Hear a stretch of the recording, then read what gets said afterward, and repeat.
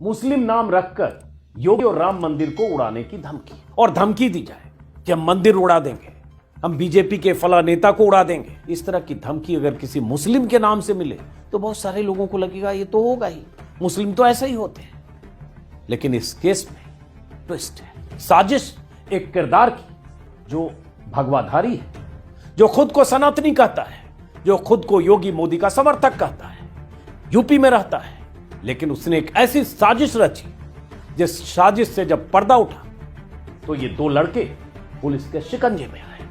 पता चला इन दो लड़कों ने अपना नाम बदला, ईमेल आईडी बनाई मुस्लिम के नाम से और इस शख्स को मेल किया, धमकी दी बम से उड़ाने की। न सिर्फ इस शख्स को बल्कि यूपी के मुख्यमंत्री योगी आदित्यनाथ को, यूपी एसटीएफ के चीफ अमिताभ यश को और राम मंदिर को। आपको लग सकता है आखिर यह शख्स कौन है, तो जरा सुनिए और समझिए कि यह कॉन्स्पिरेसी क्यों रची गई, इसका मतलब क्या है, मकसद क्या है, इसको समझने की कोशिश कर। लड़के का नाम है ताहर सिंह, इस लड़के का नाम है ओम प्रकाश मिश्रा, और ये जो सज्जन है बीच में भगवाधारी, इन्हीं के ट्विटर हैंडल से मैंने इनकी तस्वीर निकाली है और इनके ट्विटर को खंगालकर बहुत कुछ पता चला है, वो भी आगे बताऊंगा। इनका नाम है देवेंद्र तिवारी। अब यह साजिश रची तिवारी जी ने,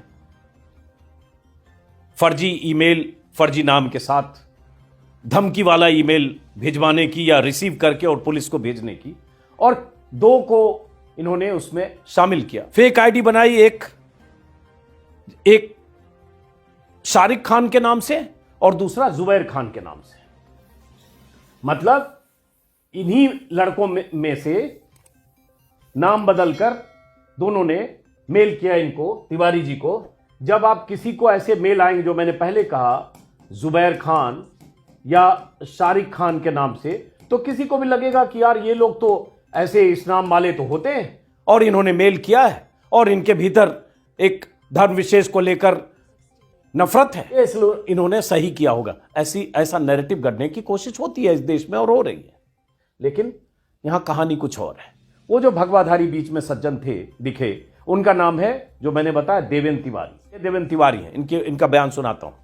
लेकिन खास बात यह है और समझना यह जरूरी है कि देश में कैसा माहौल बनाया जा रहा है, कैसे मुसलमानों को टारगेट करने के लिए या उन्हें बदनाम करने के लिए या उन्हें विलन बनाने के लिए या उन्हें खलनायक बनाने के लिए या उनके प्रति आप सबके भीतर नफरत भरने के लिए किस किस तरह के प्लॉट तैयार किए जाते हैं। उन्होंने लिखा कि 27 दिसंबर 2023 को दोपहर 2:07 पर यूपी के मुख्यमंत्री माननीय योगी आदित्यनाथ जी, एसटीएफ के चीफ अमिताभ यश जी और मुझे फिर से जुबैर खान नाम के व्यक्ति द्वारा जान से मारने के ईमेल प्राप्त हुए हैं।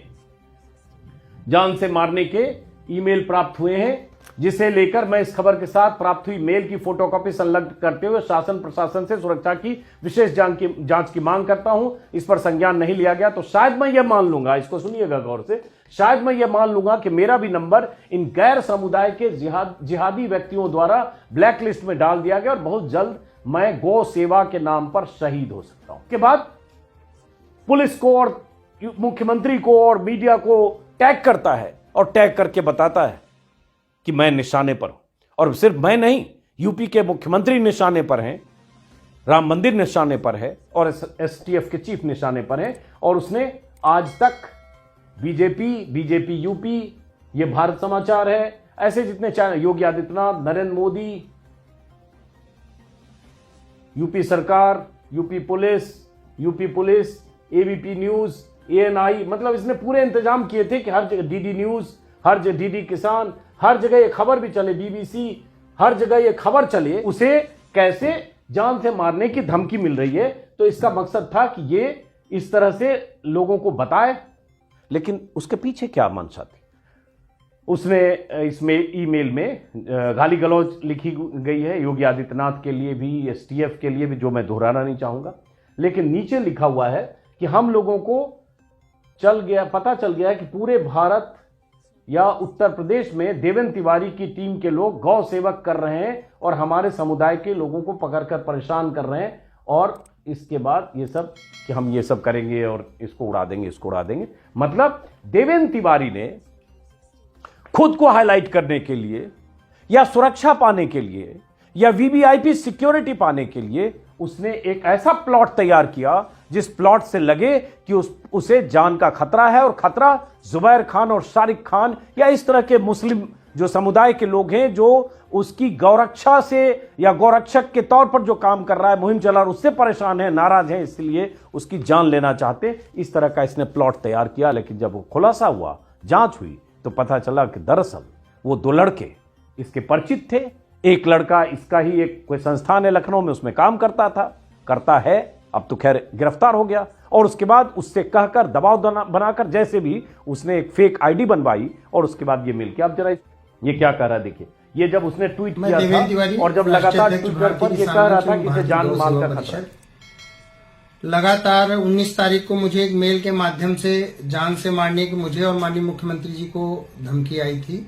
इससे पूर्व में गुड्डू मुस्लिम द्वारा उससे पहले भी माननीय मुख्यमंत्री एवं एसटीएफ जो चीफ हैं उनका नाम आया, अमिताभ यश सर का, और मुझे जान से मारने के बाद कई बार मेरे ऊपर प्राणघातक हमले हुए। बीते कुछ दिनों से अपने ट्विटर पर पोस्ट कर रहा था, लेकिन सुरक्षा चाहिए थी, वीवीआईपी बनना था, समाज में आसपास में जलवा दिखाना था, तो यह भी बताना था कि मुसलमान उसके खिलाफ पड़े हुए हैं। और जब तक वो योगी या कुछ और बड़े लोगों का नाम शामिल नहीं करता तो शायद उसके उस ट्वीट को या उस तरह की धमकियों को जो खुद मेल करवा रहा था उसे तवज्जो नहीं मिलती। इसलिए उसने राम मंदिर भी जुड़वाया, उसने योगी आदित्यनाथ का नाम जुड़वाया और उसने अमिताभ यश का नाम जुड़वाया। अपराध को अंजाम दिया गया या इस तरह से धमकी दी गई, पता चला उसके पीछे कहानी कुछ और। अभी कुछ दिन पहले, मेरे ख्याल से पिछले साल अयोध्या की खबर आई थी 2022 में, जब अप्रैल में अयोध्या में दंगा कराने की साजिश रची गई और मस्जिदों के बाहर